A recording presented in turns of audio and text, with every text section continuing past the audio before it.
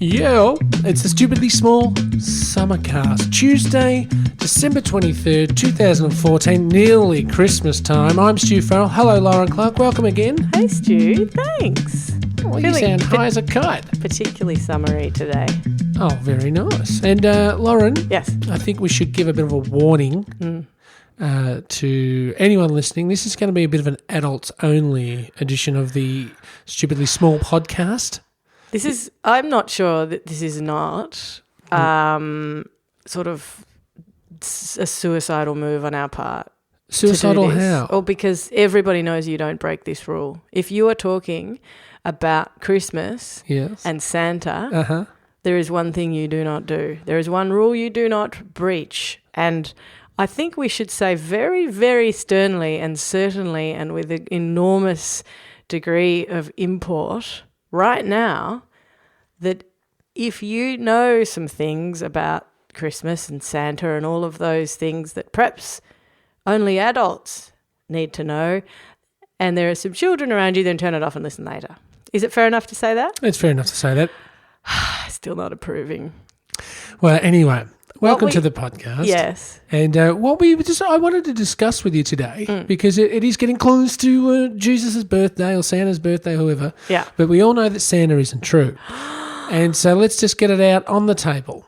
But it is a thing for children. You know that they got in a lot of trouble. The project got in a lot of trouble recently, TV show on Australian TV, for saying that.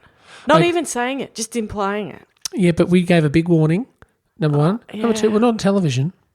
And number three, it's our just audience. you and me talking in a room. Are very mature. Okay? So we can have this mature discussion. This is, if anything that this show is known for, it's deep, mature, look at the issues, taking something, pulling it apart, having a look at the insides, putting it back together, hopefully in better condition. Is that and what this it's is what we're known going to for? do with the Santa myth. Thought it was a piece of popcorn chicken, but nevertheless. The Santa myth. Now, I feel like I should stand here and say, but of course we know that's not true. The Santa myth. Don't be silly. What are you, a doubter, etc.? No. Okay, that's all you're going to say for the rest of this show. Now, look, I've just been reading a lot of stuff over the last few days about people saying, look, we should not be subjecting our children to this rubbish. Right. And I remember as a young person the absolute joy that Christmas was when I still believed that there was a Santa Claus. So do you think you've just ruined that for some kids who've walked into the room while somebody was listening to a podcast? No, I don't think so. Unless you're listening to your podcast at full blast somewhere, which I seriously doubt, it should be pretty safe.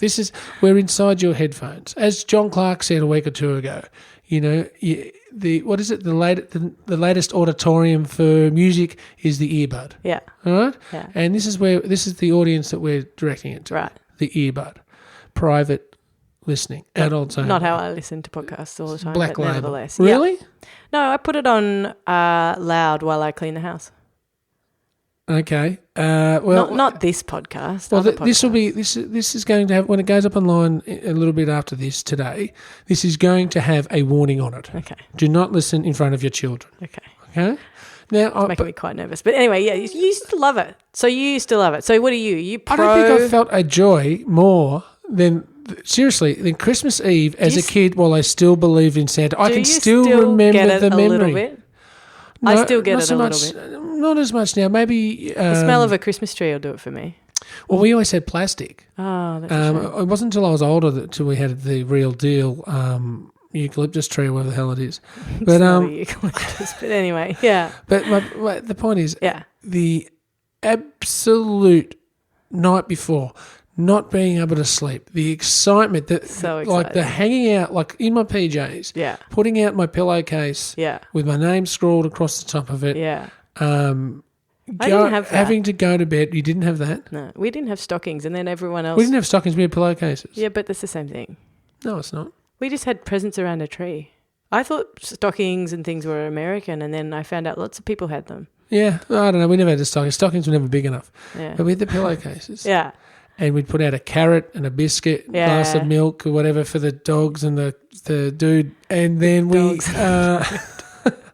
And then we went to bed, and you could not sleep for the love or money. Yeah. Right? It was just so, and you sort of waited.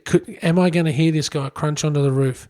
What is going to happen? What am I going to get? More importantly, right? Have I been good enough? Is he going to show up? Did you have that? Oh, really? Excitement, but the fear that he wouldn't turn up or that you'd been bad. Well, no, not as much. But you go, well, you hope he's going to come. You know, like really, I because always we were like, knew if you don't do this, if you don't go to bed now, boy.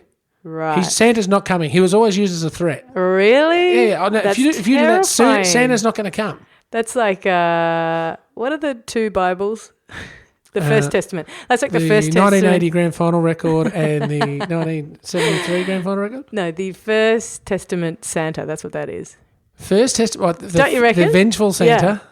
He's not going to come.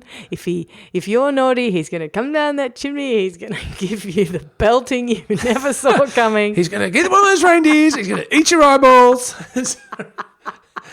Yeah, no, we never quite turned into a horror movie, but it was always just it was a bit of a stick there. Yeah. You know, the carrot was for the reindeer, but the stick was for us. Yeah. And we wait and it seemed to take forever to get to sleep. Yeah. And it probably felt like that for my parents too, because they couldn't rummage through and get everything out until the kids were well and truly asleep. Did you do like what's it called, decorations and stuff? Because we used to stay up on Christmas Eve making, and all the nights before Christmas and days before Christmas, making like chains, you know, those paper chains. We did that at school. Yeah, you didn't do that at home? No. Our house was just a blitz. Oh, maybe we did. You must have. I do remember paper chains. Anyway, the point is it was such a wonderful... It was so exciting. Exciting time, right? And in the morning you get up so early and you'd run down there. If you had siblings, you'd go down there with them. And you'd just be like, what? Yeah. And you'd be on the ground just bleeding out going, Mom, look at this. You know what I mean? And you would really just be blown away. Yeah. So my point is, the argument I'm saying now is there seems to be a belief that shouldn't be happening anymore. That the myth of Santa Claus shouldn't be perpetuated to people's children anymore. May I presume to argue on the other side? Sure. The other side would suggest that Christmas has become, and has in fact always been, a big corporate money spender. Always has been. Kind of, thing where we all try and, kids just, what's the lesson of Christmas? The lesson of Christmas is I go to sleep, I wake up, I'm showered with gifts from breakfast to the end of the day and food and everything, and Santa comes down the chimney and I just accept gifts all day. That's all Christmas is about. And giving. But, well, is it? Give your nana a present. One of the main joys was going to the shops. That was awesome fun too. Yeah. And picking like the crappy earrings that my mum received from Granny May's, like black cats and bells and stuff. Yeah. And I just thought they were the most stylish things in the world. And she would pretend. I never saw her wear one thing I ever gave her. Yeah. You know? But the joy of giving those presents and picking them out. But you have to admit that teaching children something that you don't necessarily believe to be true, i.e.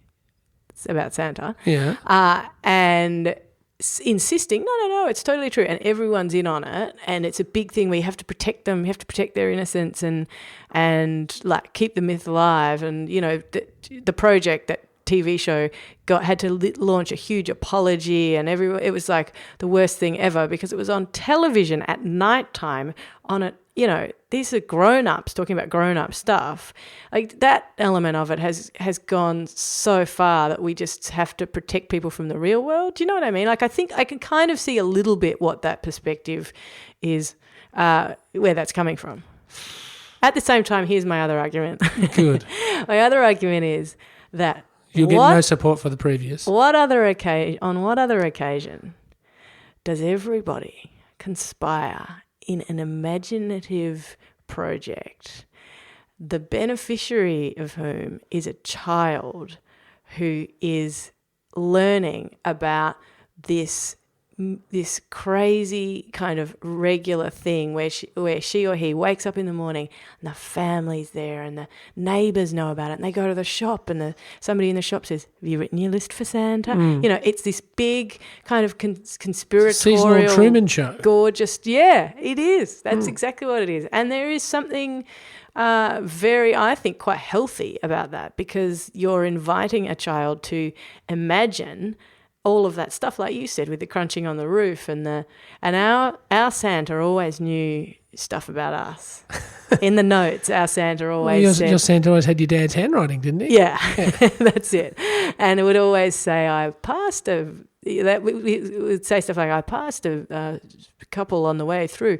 He was making a lot of noise. He seemed to be snoring rather a lot, and she was a beautiful woman, and like whatever, So there'd be a kind of but you kind of knew that it was a world that was. There was an element of suspension of disbelief going on in there anyway, is what I'm saying. Lovely. All right, good. Well, were you told? How did you find out eventually? Don't remember. I just reckon. And my dad basically told me. Right. And I remember being very disappointed. Well, and I asked him, I said, Dad, Santa's not really real, is he? Oh, so you... And he said, Santa's is real so long as you believe him or believe in him. I'm like, oh, thanks, Dad. All right, I'm not an idiot. All right, I won't tell my brother and sister. Well, that was the best way to do it. Santa's real if you believe he's real. There's a thing circulating online. It's a pretty saccharine thing where a kid has obviously asked and parents have written a letter saying, Santa's basically the spirit of Christmas, and everybody's in on it or something. So leave me out of that. There's no real way to know, is there, to find out in a good way, except for just to kind of figure it out and go, I'm going to string this one out as long as I can. Like I've got a mate who's the youngest of 4 kids in a family, and he got, because he was the youngest of 4, everybody kind of got heaps more more Santas out of it because he was little and they were like 27 and they were still getting that. Go Santa, stay young, boy. Anyway, we should get to seasonal tippage because it is only the stupidly small Summercast. Yep. I've got a tip for you. Mm-hmm. All right, for this Tuesday. Can I say, can seasonal tippage be anything? It could be anything you want it to be, just like Santa. Okay, all right. This is good because I think there are some just summer things that have been... Can be as whimsical or as false or as true or as factual or as helpful as you like it to be. It's summer. Okay. Anyway, today's is. Yes. And I mentioned a bit earlier about the parents having to wait for the children to get to sleep. Right. Okay, before they can pull out the presents from the home spot. Yeah. Parents out there, since this is the adults-only version, AO, not modified, big circle around the AO. This is only for the adults today. Yeah. Hide the presents properly and make sure that the kids are asleep, because the reason I did ask my father, is Santa real? I remember my last Christmas that I believed in Santa was I didn't quite get to sleep. And I forever remember my mum had a walk-in wardrobe that sort of backed onto our bedroom. We had a very small house. And I heard her rummaging through everything, getting all the presents out of the hiding spots. So there is your summer tippage. Remember that the kids are still waiting and wanting a tip to see if Santa is real. Do you know what I just remembered really vividly when you said that? My bike that I got for my 6th birthday or 7th birthday or something turned up, and a reindeer had eaten the one of the pedals off it.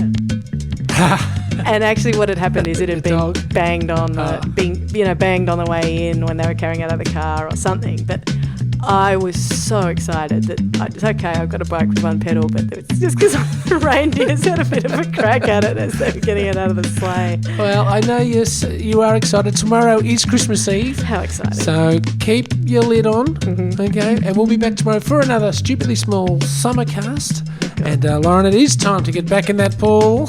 That pool has been getting a bit of a workout this summer. Oh, why not? It is summer. Remember, no bombing, no heavy petting. And no footy shorts.